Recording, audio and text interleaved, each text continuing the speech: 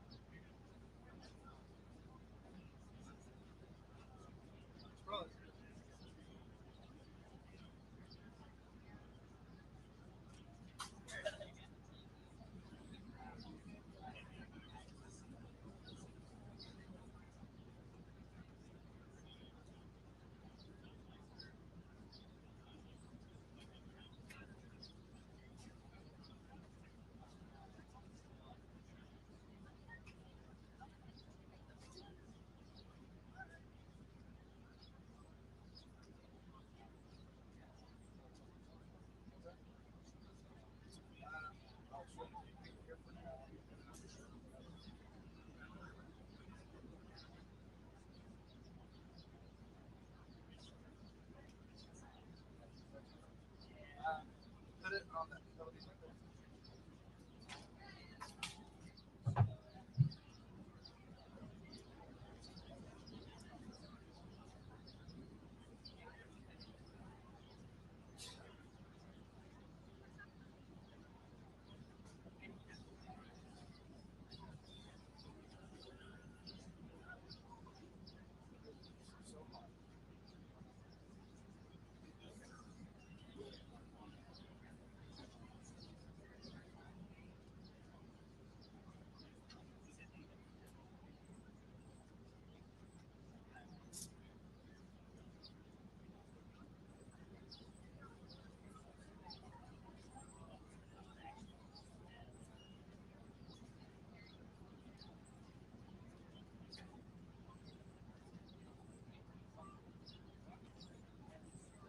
Oh, there we go.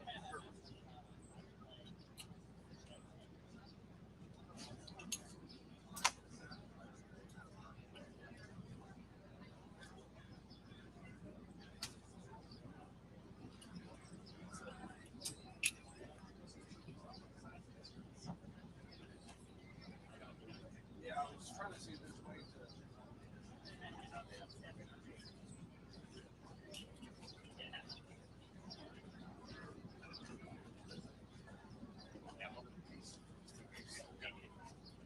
Hey, the only thing, somebody's gonna have to hold this. They will. Okay. Yes, the wind will blow. It's already blowing air. The whole easel. Okay, when did we turn it on? I don't.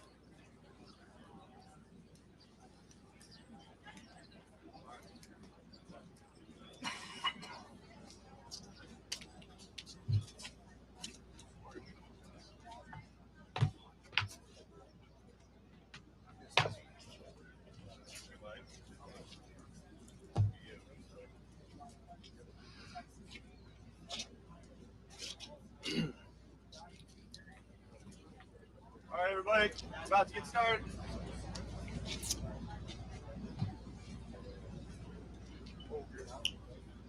Good morning. Thank you for being here today. My name is Stephen McCraw, Director of Texas Department of Public Safety.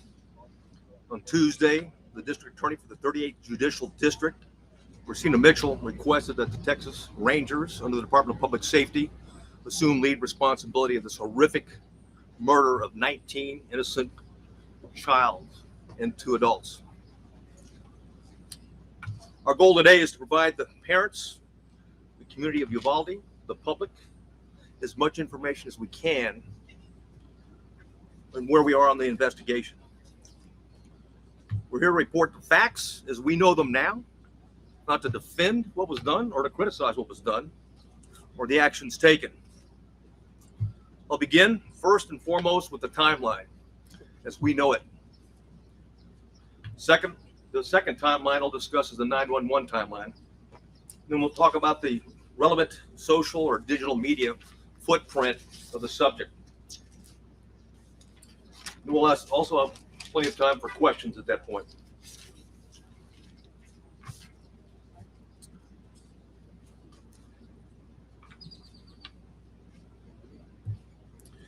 At 11:27, we know from video evidence, 11:27, the exterior door suspected of where we knew the shooter entered, Ramos, was propped open by a teacher. 11:28, the suspect vehicle crashes into the ditch, as previously described. The teacher runs to the room 132 to retrieve a phone, and that same teacher walks back to the exit door, and door remains propped open. There were two males, as reported by Regional Director Escalon yesterday. There were two males at a funeral home that when they heard the crash, they went to the crash scene. When they arrived at the crash scene, before they got there, they saw a man with a gun exit the passenger side with a backpack, and they immediately began running. Ramos began shooting at him. Did not hit him.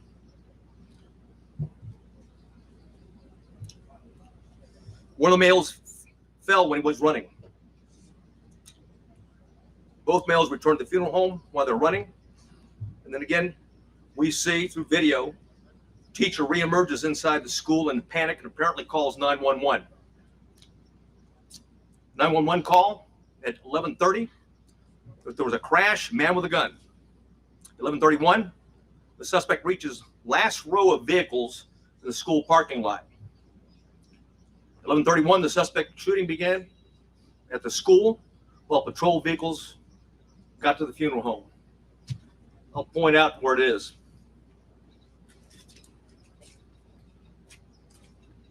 Crashed vehicles over here. Suspect hiding behind a vehicle, started walking down, shooting into the classroom. There was discussion early on that an ISD, Consolidated ISD for Uvalde,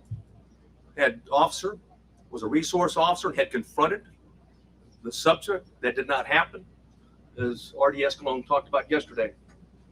It was certainly stated in preliminary interviews, but often these preliminary interviews and a cursory walkthrough doesn't reveal the type of information, and certainly, police officers, like anyone else, under stress, sometimes witnesses get it wrong. But the bottom line is that officer was not on scene, not on campus, but had heard the 911 call with a man with a gun, drove immediately to the area, sped to what he thought was the man with a gun, to the back of the school, what turned out to be a teacher and not the suspect.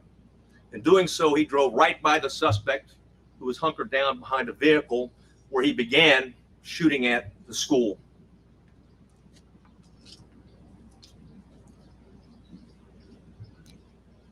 (11:31), the suspect shooting in between the vehicle is when it began, while patrol vehicle gets to the funeral home. Multiple shots are fired outside the school at 11:31. Patrol car accelerates into the parking lot, drives by the shooter. That's exactly what I was talking about. That was the ISD officer at that time. He passes and then leaves the camera view. There's multiple shots fired at the school at 11:32, at 11:32:27, 11:32:36. At 11:33 is when the suspect entered the school at the door that I'm pointing to now.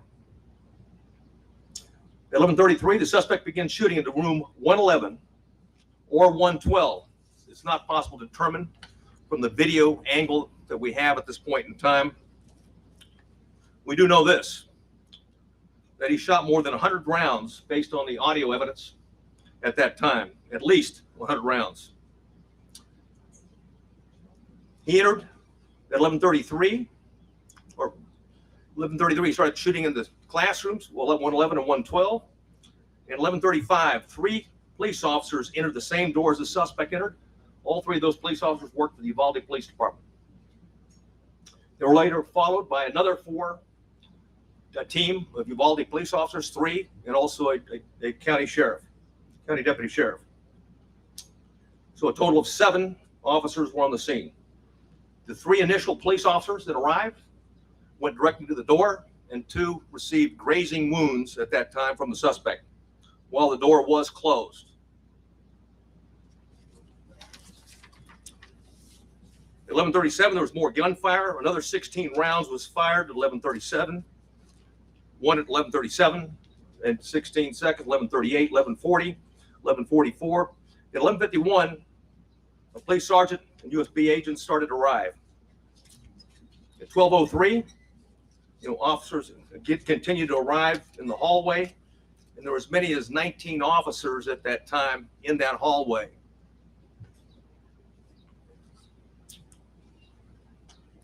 At 12:15, we know that BORTAC members arrived. Not the entire BORTAC, but members of BORTAC, along with Shields. At 12:21, the suspect fired again, was believed to be at the door. At 11:21, law enforcement moved down the hallway. At 11:50, they breached the door using keys that they're able to get from the janitor because both doors were locked. Though both of the classrooms that he shot into were locked when officers arrived. They killed the suspect at that time. And now I'd like to go over the 911 timeline.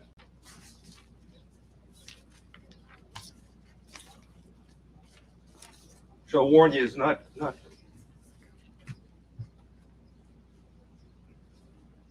It's better that I read it than you listen to it.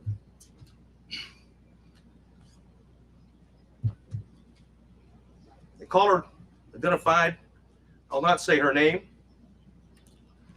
but she was in room 112, called 911 at 12:03. The duration of the call was 1 minute and 23 seconds. She identified herself and whispered she's in room 112. At 12:10, she called back in room 12, advised her multiple dead. 12:13, again, she called on the phone. Again, at 12:16, she called back and said there was 8 to 9 students alive. At 12:19, the 911 call was made, and another person in room 111 called. I will not say her name. She hung up when another student told her to hang up. At 12:21, you could hear over the 911 call that 3 shots were fired. At 12:36, 911 call, it lasted for 21 seconds. The initial caller called back, student, child, called back, and was told to stay on the line and be very quiet. She told 911 that he shot the door. At approximately 12:43 and 12:47, she asked 911 to please send the police now.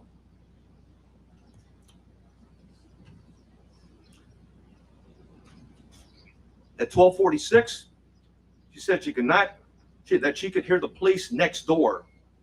At 12:50, shots are fired. They could be heard over the 911 call. And at 12:51 is very loud and sounds like the officers are moving children out of the room.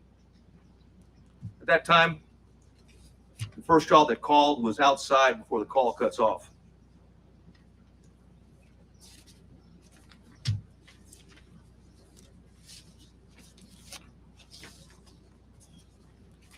Additional information that we have is that there are 58 total magazines at the school related to the crime scene. 11 of those magazines were inside the school. 3 were on the suspect's body. 2 in room 112, 6 inside room 111. 5 were on the ground, 1 was in the rifle. There were 32 magazines outside the school, but on school property. 1 just outside the school building and 31 in the suspect's backpack that he did not take into the classrooms with him. There's 15 magazines at the crash site. There were 2 magazines at the suspect's residence for a total of 60 magazines. He had purchased and had a total of 1,657 total rounds of ammunition. 315 of those rounds were inside the school. 142 of those were spent cartridges. 173 were live rounds. 922 were outside of the school, but on school property. 22 of those were spent cartridges. 900 were live rounds. 422 were at the crash site. 22 were spent cartridges. 420 of those were live rounds. There's 35 spent law enforcement cartridges total in the school. 8 of those were in the hallway. 27 were inside the classroom. 111 where the suspect was killed.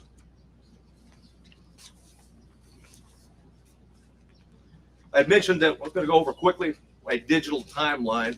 One of the things we talked about early, and I want to correct something that was said early on in the investigation, is that he posted, on Facebook publicly that he was going to kill it, that he was going to shoot his grandmother, and secondly, after that he he had shot her, and the third, that he was going to go shoot up a school. That did not happen. It was actually on a message. It was a Facebook application, messenger application to somebody else that he had a conversation with. We know that through his digital media footprint, and I'll just do by date time, that Ramos asked his sister to help him buy a gun. She flatly refused. That was in September of 21. I'll avoid some of these and get to he had Instagram, a 4-group chat, and it was discussed that Ramos being a school shooter. That was on February 28th of 2022. On March 1st of 2022, there was an Instagram he had with 4 people. It was a chat. He discussed him buying a gun. On March 3rd, 2022, there's another 4-person chat.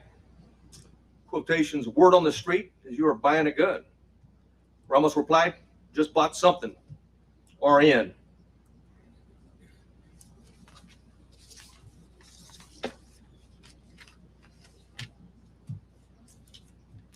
On March 14th, and there was an Instagram posting by the subject, in quotations, 10 more days. A user replied, are you going to shoot up school or something?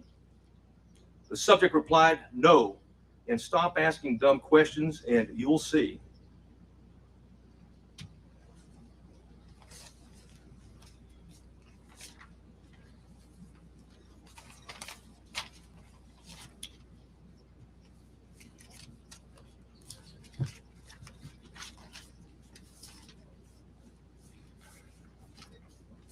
I know you have many questions, and I've agreed to stay as long as we can to answer as many of those questions that we can. If I can't answer it because we don't know definitively right now, I'll simply say that. And it continues to be a preliminary investigation. There's, literally, certainly over hundreds of interviews that have been conducted, will continue to be conducted, and there's thousands of leads that are being pursued, not consecutively, but concurrently. And thanks to our federal and local partners, and I do want to mention behind me, we've got the FBI Special Agent in charge. We also have an ATF Special Agent in charge, or ASAC, and of course, who else? What I got behind? Okay, but Texas Rangers. If there's any specifics that I haven't covered that I might need their particular support on, I do want to cover one thing quickly though before I go to questions, and that's some of the questions that we have already received. And one of those is going around now that in fact, the subject had been one of the 2 arrested by the Texas Rangers and the local police back in 2018. That's not the case. It was not one of the individuals. In fact, we have found no links, associations, and relationships in that investigation. Clearly, it was a threat. It was back in 2018.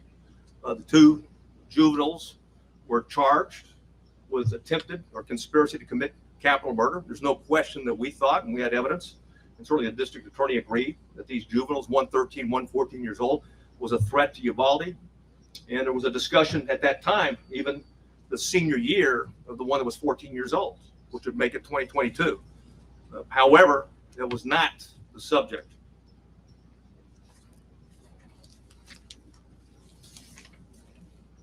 Questions?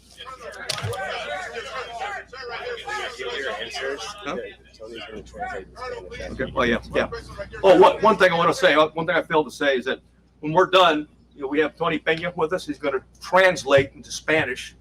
Okay, what the answers and the questions are afterwards. Yeah.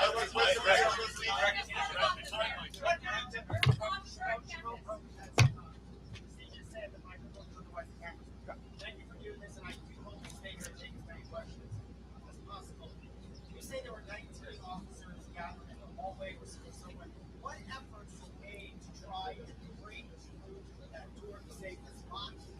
What efforts were the officers making to try and break either that door or another door to get inside that classroom? None at that time.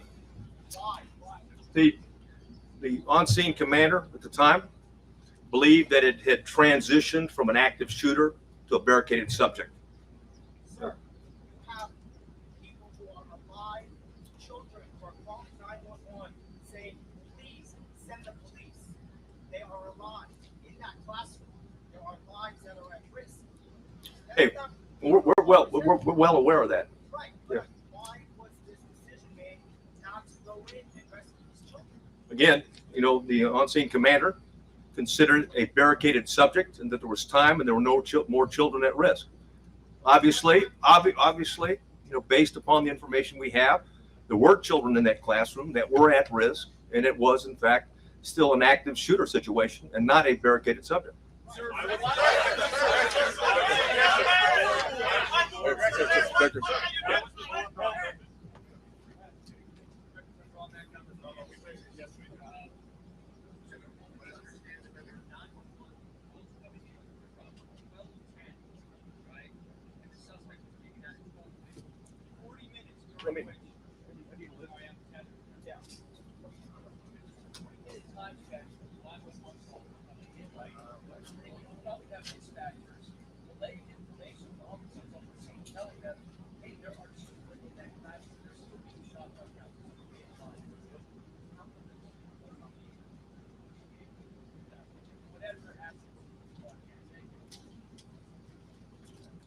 The question simply is this: there was a 40-minute gap, and if the 911 operators were aware that children were alive in that classroom, why weren't officers notified of that? And if that's the case, why didn't they take action?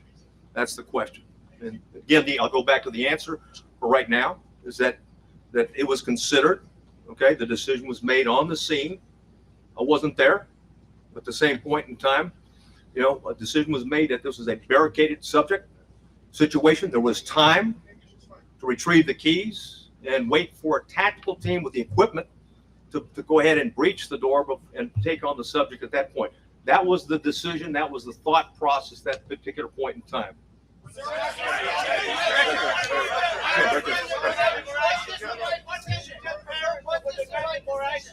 What?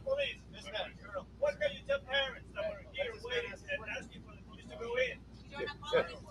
Yeah, there was 19, like I said, there was 19 officers in there. In fact, there was plenty of officers to do whatever needed to be done, with one exception, is that the incident commander inside believed they needed more equipment and more officers to do a tactical breach at that point. That's why BORTAC was requested on the scene. As soon as they were there, they executed a search, or at least a dynamic entry, and went in. And of course, that was not till 12. That was not till 12:57. Yeah.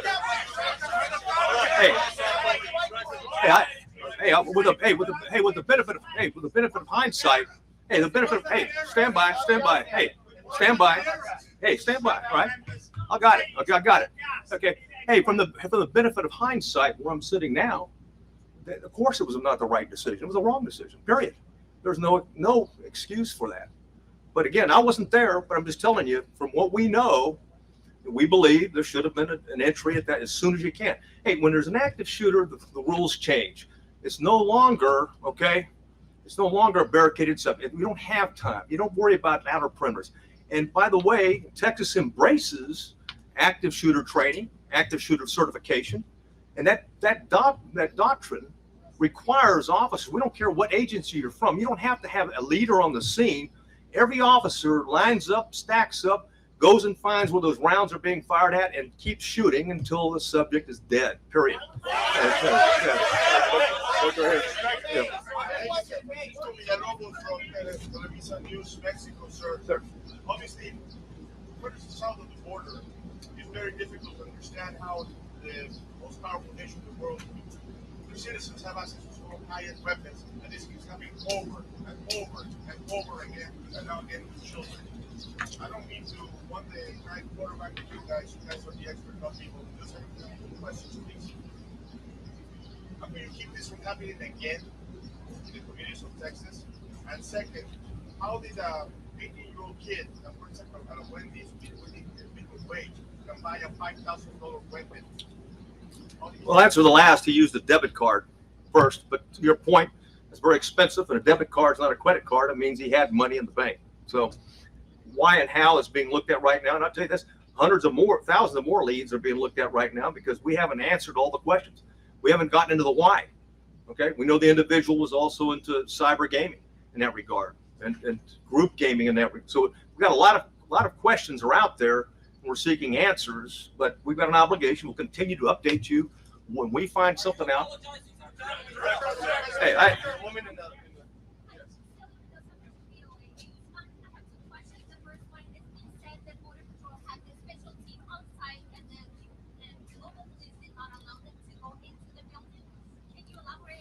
the Border Patrol agents, the BORTAC agents that were in the building did line up. They're part of the 19 that I talked about, and the entry team, ultimately the entry team that went in. But I can tell you that they were told, just as any other officer was told, and others, even command staff that came on board, is that the incident commander at the time it's believed that in fact it was a barricaded subject, that we had time, there was no kids at risk.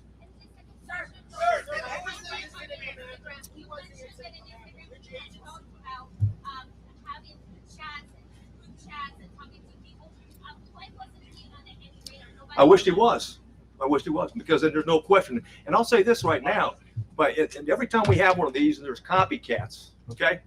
And we need the public, just like we did back in 2018, there was a public, okay, that came forward that we got 2 people that are about to shoot up a school or planned to shoot a school. It's imperative on the public when you get something, just because the guy sounds like he's a nut, he may be a nut, but just because it sounds like, well, impossible to do, he may be intended to do, as I've read the timeline based upon the chats that he had. So we need everyone, when we have a threat to life like that, to take it seriously and report it, because ultimately this is tragic. What do you tell the parents of 19 kids or the families of two teachers? Yeah. Hey, yes, sir. Yes, sir.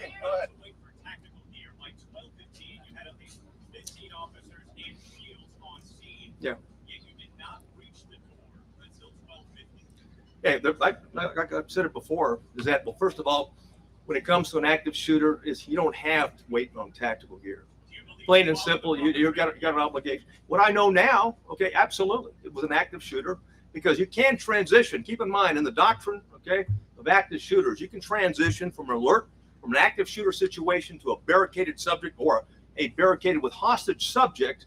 But if shooting continues, and you have any reason to believe that there's individuals alive in there, you've got an obligation to move back to an active shooter posture, and that means everybody at the door.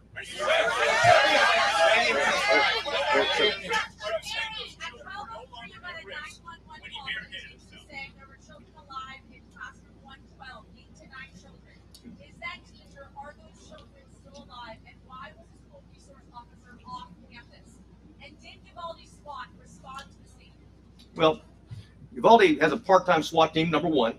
The ISD's got, they have limited officers. I think, what is it? Well, you got 6? 6. They got 6, yeah. The Consolidated Independent School District has 6 officers, and they didn't have one posted at that location. And someone said, hey, what do you tell the parents? I mean, bottom line is that, or someone talked about, said, when there's kids in the room, why wasn't there an entry? Because it was believed, like I said at the time, that the subject was stationary, barricaded. There was no risk to other children. Again, on retrospect, from where I'm sitting right now, clearly there was kids in the room. Clearly, okay, they're at risk. And oh, by the way, even when you go back to shooting, there may be kids that are injured. Okay, they may have been shot but injured. and it's important for life-saving purposes to immediately get there and render aid. Man in the blue. Where was the resource officer? Why was he not on campus? He was not on campus. Why? Well, Where was he? again, we'll have all those answers down the road. Okay. Sir, think of Dylan, hours Dylan. why- Yeah. Lady in the Oh, blue. here. Hi, this is Univision Network, and thank you for doing this. Most of the community is having, Yes. a bunch of them are undocumented, and to them, the world, we apologize to all those parents who are outside screaming, trying to get in, with obvious that it was not under control. Their help could have been great. Some parents are able to get their children out of the school, not as a police officer, not as somebody that belongs to the government, but as a parent, as a human being. What do you say to those parents who are about to bury their children? Well, first, I want to say that the Consolidated Independent School District officers were there early. There was 4 of them, and they immediately began evacuating the school and did that throughout the process. So that, keep in mind, so that was going on. And what do I say to the parents? I don't have anything to say to the parents other than what had happened. We're not here to defend what happened. We're here to report the facts so they have the facts. Who was the Yeah. Hey, bottom line, the consultant. Any family members gassed or taped outside the building? I'm sorry. Oh, I don't have any information on that. Dylan. Oh, here. Blue. Dylan. Oh, one second though. However, we did review of what DPS officers arrived on the scene, what they did, and looked at those instances. Dylan, right here. The blue. The blue. You know the parents of the children who died are watching right now. And they're Yes. hearing you say that not everything that could possibly have been done as humanly fast as it could be done was done. Are they owed an apology from somebody, be it the incident commander or the police department here? If I thought it would help, I would apologize.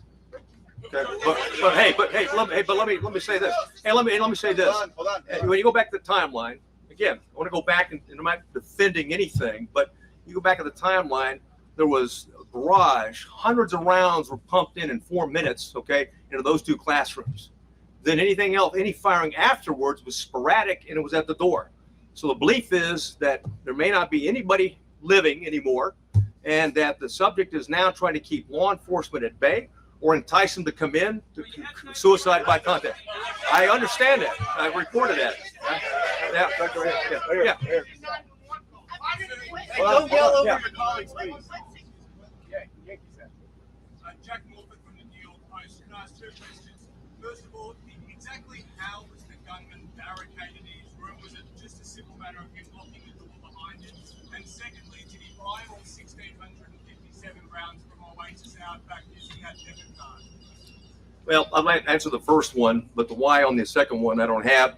The first one, that each door can lock from the inside, and both doors were locked, okay, from the inside. So the subject, when he went in, he locked the door. He came out one time into the hallway, went back in and locked the door because at the time that the officers went in, both doors were locked. They got a key from the janitor and used it. So the first call came in inside the classroom at 12:03 and you breached it at 12:51. How many students died in those 48 minutes? I don't have that answer. We're looking at it right now. Here. Hold on. Go. Yes. Why wasn't the school placed on lockdown too? Well, this may be some popular question today. What is on your heart? How are you shaping the time?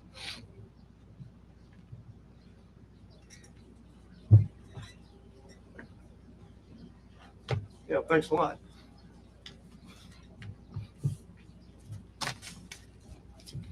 Forget how I'm doing. What about the parents of those children? Don't forget about me. What about me or officers and stuff like that? We take an oath to uphold the law and protect people. And anytime something tragic like that, we want to know why it happened and if we can do better next time, is the bottom line. And call it like it is. It is tragic. Quite frankly, I mean, there shouldn't be anybody. Ideally, we've been able to identify this guy as a suspect and address it before he even thought about attacking, on the 24th. Green. Go ahead. Lawyer. There's a lot of ammunition, a lot of rounds. So there are other people that you're looking at to arrest. And we're looking at other people. Absolutely. Anybody who's been in contact, we're looking at anything. Links to associations, people that may have known something, and will continue, and may have been involved in some chat room gaming along with them. So there's nobody that we're not going to talk to and look at. And it's certain, I can assure you that the district attorney is very proactive and very concerned about this, and that if any evidence that we bring to her that someone was an accomplice or an enabler or didn't do what they should have done, if it's in violation of the law and it meets the probable cause standards, I have no doubt that she'll take care of business just like she did back in 2018 when we had 2 juveniles plot a capital murder at the school. Right there in front of you, Doctor. Right there. Well, Well- 911 calls at 12:10, 12:13, Yes. 12:16, and the shooter wasn't killed until 12:50. Did any of those 911 callers survive? Yes. I can't tell you that with certainty, but more than one survived. How many children got Hey, I'm sorry, what? Give us an update on the number of officers injured, the condition where they are now, and also were there any windows in the classroom itself?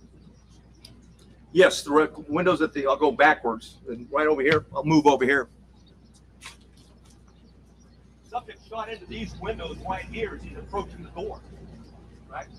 So the children were vulnerable all the time going through. We don't have any recording of any of the children maybe injured but not dead the way he shot in this particular area, right?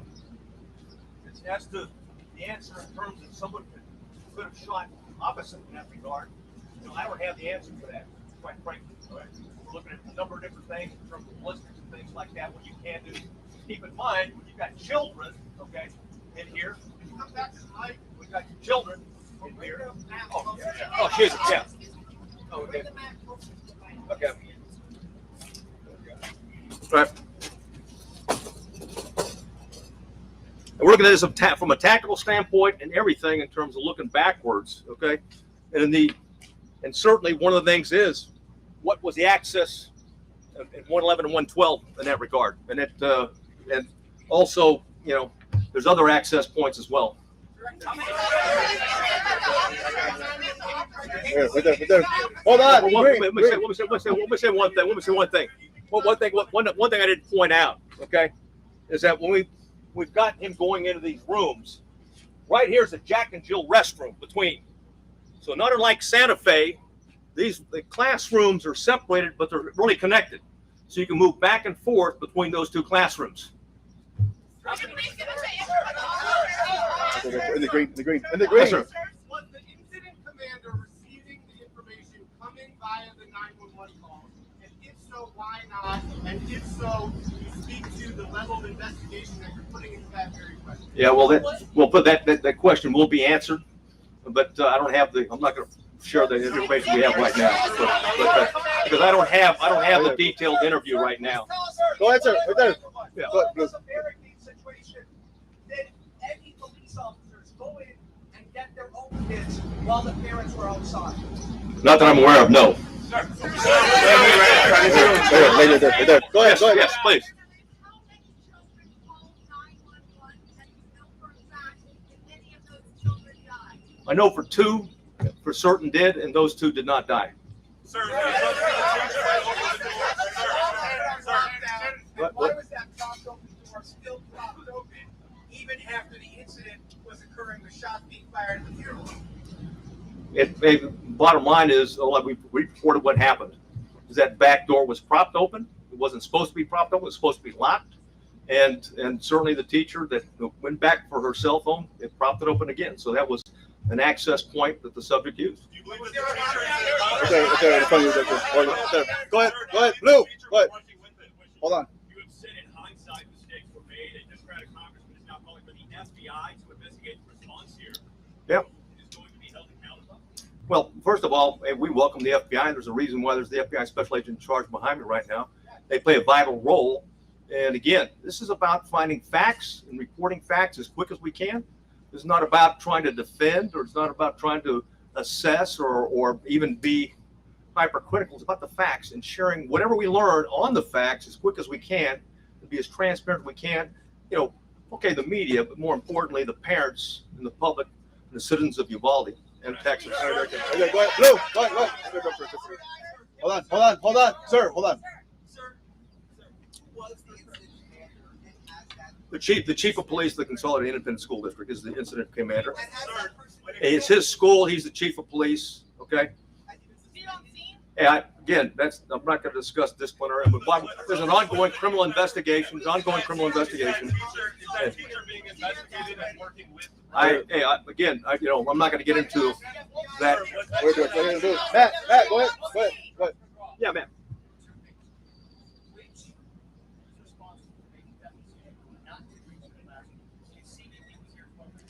The chief of police of Consolidated Independent School District, he was convinced, and again, I'm going to go back and say, he was convinced at the time that there was no more threat to the children, and that the subject was barricaded, and that they had time to organize with the proper equipment to go in. The subject already had hit 3 officers and hit 2 officers, and I didn't answer the final question.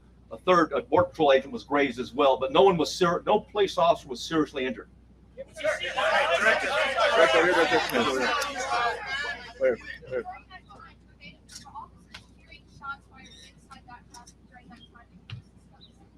Yes, they did. He shot, and I went through the timeline before where he continued to shoot periodically, sporadically.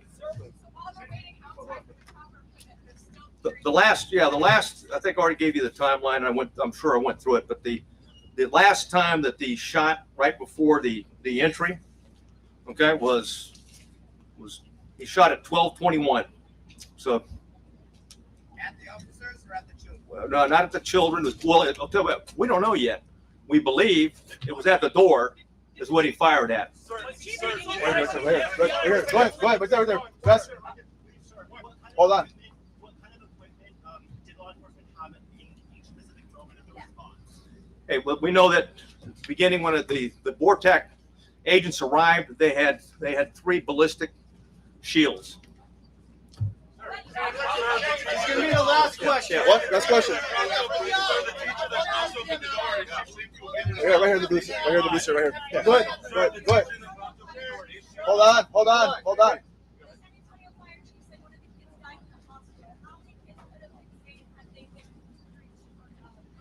I don't know.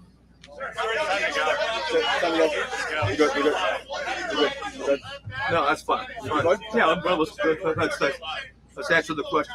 What do you think should have that you did it? Well, I've already said that. I've already said, first of all, hey, Texas embraces and teaches, okay, the active shooter doctrine. The active shooter doctrine, as long as there's kids, as long as there's someone's firing, you go to the gun, you find them, you neutralize them, period. And there's only, there's some nuances with transition to a barricaded subject, also transitioning to a hostage situation.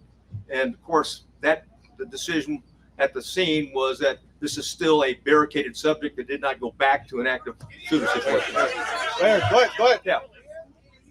The police chief, and why isn't he here to take our questions? Well, because I'm here to address the latest timeline and facts that we know. You're certainly welcome to reach out to them. I'd like to ask the FBI a question. I defer to. Do you want to get the question? Hey, hold on. How many children were pulled out? Hold on, sir. Hold on. Sir, you've now been on the scene several days. Two things. What exactly is your role in this investigation? And hearing all this, given that the FBI goes through lengthy efforts to study active shooter situations like this, do you think this is something that requires an independent investigation by whether a federal agency, by you guys, or someone else? Thank you for the question. So my name is Oliver Rich. I'm the special agent in charge of the San Antonio division. First, I want to say I understand there are a lot of questions and there's a lot of frustration in the public, and our heart goes out to the families and the victims in this tragedy. I will say our role here remains the same. We are here to assist in this investigation, to provide the support to the community to the best of our ability. We've had 200 people here for over 4 days. We have people working all across the country to support this community and to support this investigation. We are continuing in that vein. We have victim specialists here working with people in the community, and we will continue to do that. If the facts bear out that there is a federal nexus, then the FBI will conduct an appropriate investigation at that time. But for now, we continue in this to support the Texas Rangers.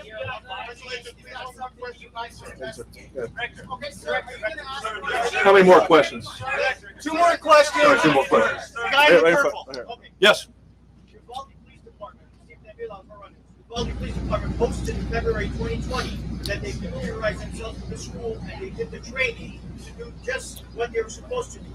How come they were not in lead, or their commanding officer was not in lead when they were familiarized with this training, and they should have done what they were posting on Facebook they were doing? Where did who drop the ball? Yeah, I don't have the answer to that question. All right, last question. I have the grace, sir. I have the grace. Yeah. But President Biden will be here on Sunday. Oh. Your thoughts on that? Do you have a message for the president? Yeah, welcome here. Welcome to Texas. And this community has been hit hard. And I think it's noble that the president's going to be here to recognize the pain and suffering that this community is going through. And I think that's what leadership is. That's why Governor Abbott's here. That's why Lieutenant, leaders go to where the problem is. And right now, the problem's in Uvalde, Texas. okay. Yeah, thanks. Thanks.